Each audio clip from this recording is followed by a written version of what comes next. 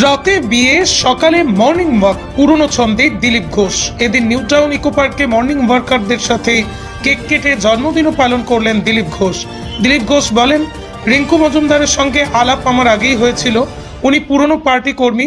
রাজনীতিতে উনি 2012 সালে এসেছিলেন, আর আমি এসেছি 2015 সালে। বিয়ে করার ব্যাপারটা হঠাৎই এসেছে, আর সেটা পরিস্থিতির কারণে। সেটা হয়েও গেছে যথাসময়ে। অনেকে ভাবছে ইকো পার্কে হাঁটলেই বিয়ে হয়, সারা জীবন হাঁটলেও বিয়ে হবে না। বিয়ে যখন হবার তখনই হবে। আবারও কি আগের ফর্মে দেখা যাবে দিলীপ ঘোষকে? পরিস্থিতি পাল্টায়।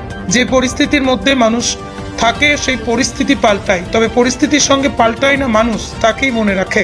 পরিস্থিতি পাল্টাবে, কিন্তু দিলীপ ঘোষের মিশন কখনো পাল্টাবে না। এই মুহূর্তে সবচেয়ে চর্চার বিষয় দিলীপ ঘোষের বিয়ে।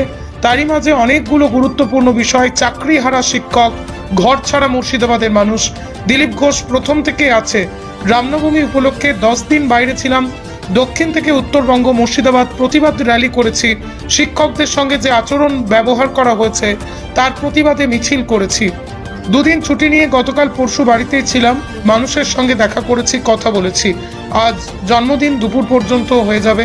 লোকেরা বড় বড় হল নিয়ে, স্টেডিয়াম নিয়ে জন্মদিন পালন করে, আর আমি খোলা মাঠে করি।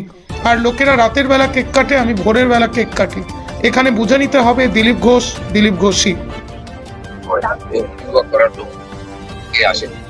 আমাদের পুরোনো পার্টি কর্মী, আমার চেয়ে পুরোনো। উনি 12 সালের এসেছেন, আমি এসেছি 15 সালে। এসেছেন তা নয়, সবার সঙ্গে দেখা হয়, দেখা সাক্ষাৎ হতো। আমার বাড়িতেও এসেছেন। তো বিয়ে করার ব্যাপারটা হঠাৎই এসছে পরিস্থিতির কারণে, আর সেটা হয়েও গেছে যথাসময়। জন্য অনেকে ভাবছেন যে ইকো পার্কে হাঁটলে বিয়ে হয়, সারা জীবন হাঁটলেও বিয়ে হবে না। বিয়ে হওয়ার যখন তখন হবে। দাদা, এর মধ্যে আজকে আপনি চলে যাচ্ছেন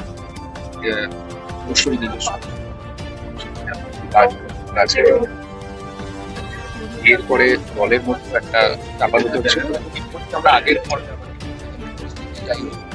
পাল্টায়, যে পরিস্থিতির সঙ্গে পাল্টায় না লোকে তাকেই মনে রাখে। পরিস্থিতি পাল্টাবে, কিন্তু দিলীপ ঘোষের মিশন কখনো পাল্টাবে না।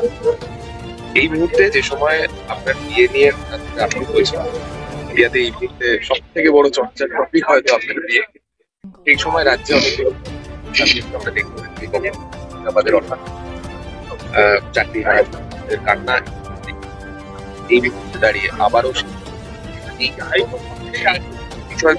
প্রথম থেকে আছে। আমি রামনবমী উপলক্ষে 10 দিন বাইরে ছিলাম, দক্ষিণ থেকে উত্তরবঙ্গ।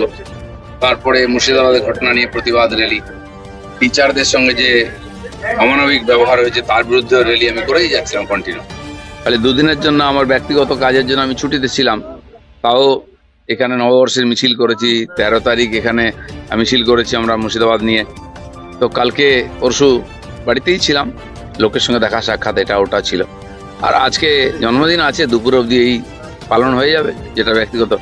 আপনারা জানেন লোকেরা বড় বড় হল নিয়ে, স্টেডিয়াম নিয়ে জন্মদিন পালন করে, খরচা করে। আমি খোলা মাঠে করি, আর লোকে রাত্রেবেলা কেক কাটে, আমি ভোর 6টায় কেক কাটলাম। এই জন্য বুঝে নিতে হবে দিলীপ ঘোষ দিলীপ ঘোষ। মালদা রিফিউজি ক্যাম্পে যেভাবে ভয়ের একটা পরিবেশ তৈরি হয়েছে, সেখানে কি মমতার জেলে যেভাবে বন্দীরা রয়েছে, এ রাজ্যের হিন্দুদের মতন অবস্থা কি বিশ্বের আর কোনো জায়গায় রয়েছে?